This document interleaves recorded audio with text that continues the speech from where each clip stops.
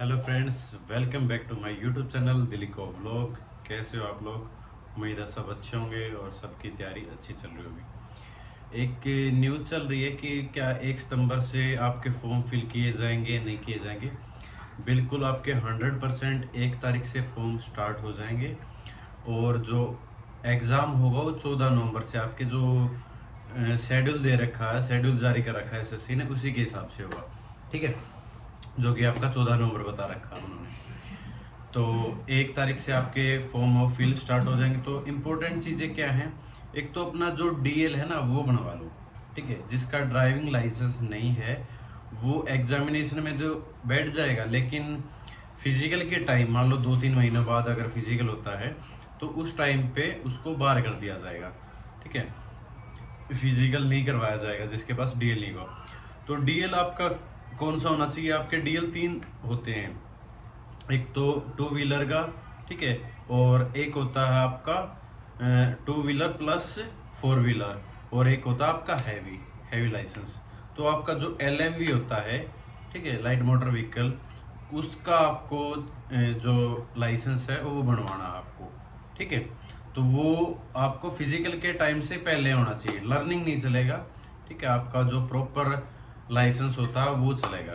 ठीक है, तो ये थी इंपॉर्टेंट बात। दूसरी, ईडब्ल्यूएस का भी ये मामला चला हुआ है।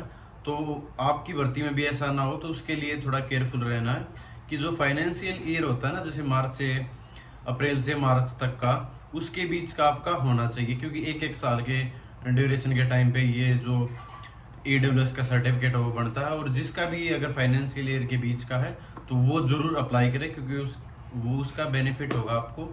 और जनरल से जो लिस्ट है, मेरिट लिस्ट है, वो कम जाएगी, और जो आपकी फाइनल मेरिट लिस्ट है वो भी आपकी जनरल से कम रहने वाली है। तो ईडब्ल्यूएस का आप फायदा जरूर उठाएं।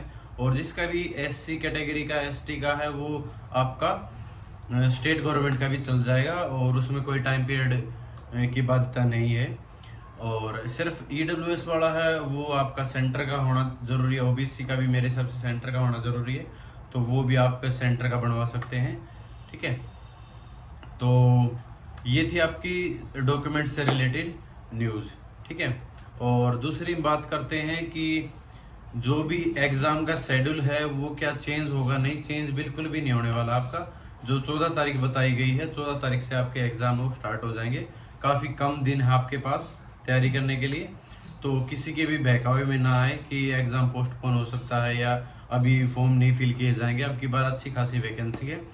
एक दिन भी आप तैयारी अगर मिस करते हो ना, तो आपके पीछे हजारों बच्चे आपसे आगे निकल जाते हैं, क्योंकि लाखों बच्चे तैयारी कर रहे हैं इस टाइम। वो पहले से कर रहे हैं, इस टाइम नहीं, पहले से तैयारी कर रहे हैं लाखों बच्चे। और अगर आप एक दिन भी अगर पढ़ाई नहीं करते हो तो एक दिन का खामियाजा ये है कि हजारों बच्चे आपसे आगे निकल जाएंगे। इतना ज़्यादा कंपटीशन है, तो उस कंपटीशन को पहचानिए।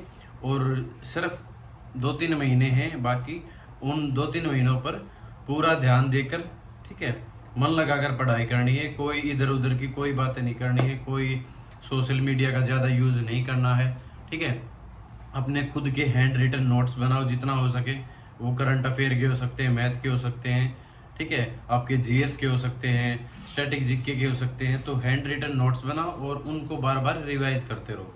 पैनिक बिल्कुल भी नहीं होना कि मेरा ये सिलेबस बाकी है, ये बाकी है, कुछ नहीं। अपने ऊपर कॉन्फिडेंस रखो कि जो आप पढ़ रहे हो बेस्ट है।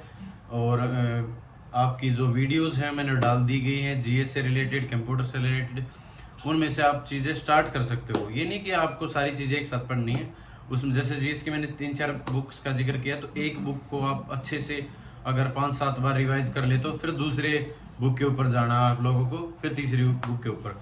और ज़्यादा से ज़्यादा मॉक टेस्ट अभी मत लगाओ कि आप एक दिन में 4-4, 5-5 मॉक टेस्ट लगा रहे हो, फिर वो स्कोर नहीं बन पा रहा।